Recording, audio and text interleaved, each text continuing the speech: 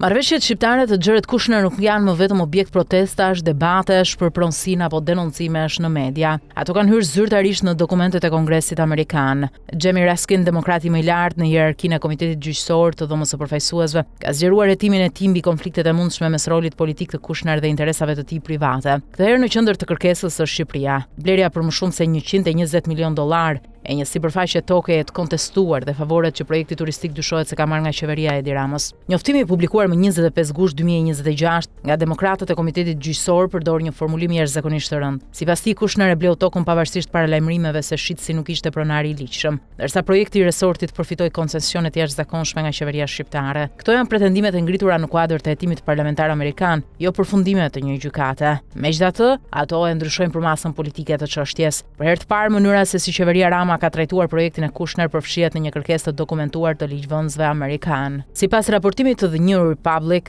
toka është bler nga Artur Sheu, të cilin media dhe njoftimi i komitetit e përshkruajnë si person me të kaluar të dyshuar kriminale. Qeveria shqiptare, sipas të njëjtit raportim, ka pretenduar prej vitesh se pronësia mbi sipërfaqet bregdetare ishte përfituar përmes dokumenteve të falsifikuara dhe akteve të pretenduara si të periudhës osmane. Pavarësisht konfliktit dhe kundërshtimeve të banorëve, marrëveshja është realizuar për një vlerë që kalon $120 milion.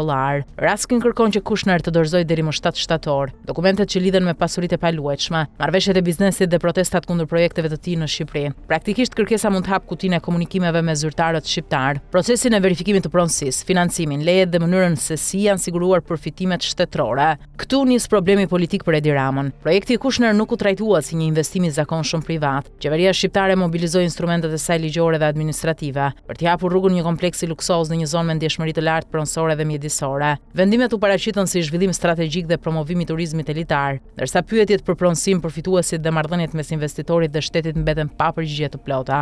Tashmë nuk mjafton deklarata se bëhet fjalë për një investitor të madh amerikan. Kongresi kërkon të di se çfarë ka bler realisht Kushner, nga kush e ka bler, çfarë paralajmërimesh ka marrë dhe çfarë ka ofruar qeveria shqiptare në këmbim të realizimit të projektit. Hetimi i Raskin kishte nisur më herët për shkak të rolit të dyfisht të Kushner, nga njëra anë ndërmjetës dhe këshilltar jo formal në politikën e jashtme amerikane, nga ana tjetër drejtuesi Affinity Partners, një fond investimesh që mbështetet pothuajse tërësisht te kapitali huaj. Sipas Washington Examiner, 97% e fondeve të mbledhura nga kompania e tij vijnë nga fonde sovrane, subjekte të lidhura me qeverit huaj dhe shtetas të huaj. Pikërisht ndërthurja mes ndikimit politik dhe biznesit privat është zemra e çështjes. Kushner mund të ndihmojë administratën amerikane në negociata ndërkombëtare, ndërsa njëkohësisht zhvillon projekte miliardçe në vende qeveritë të cilave kanë interes të drejtë për drejtë marrëdhëniet me Washingtonin. Shqipëria e Edi Ramës shfaqet në këtë skem jo si një vend ku Kushner bleu thjesht një pronë, por si një qeveri që sipas komitetit i ofroi projektit favore të pazakonta. Kjo nuk do thotë se Rama është nën hetim penal në SBA. Nuk ka as akuzë provuar për rrëshfet apo marrëveshje të palishme mes tij dhe Kushner. Hetimi drejtohet nga demokratët e Komitetit Gjyqësor, të cilët janë në pakicë dhe aktualisht nuk kanë fuqinë për ta detyruar Kushner që të dorëzojë dokumentet. Kufizimi procedural nuk e zber rëndësinë politike.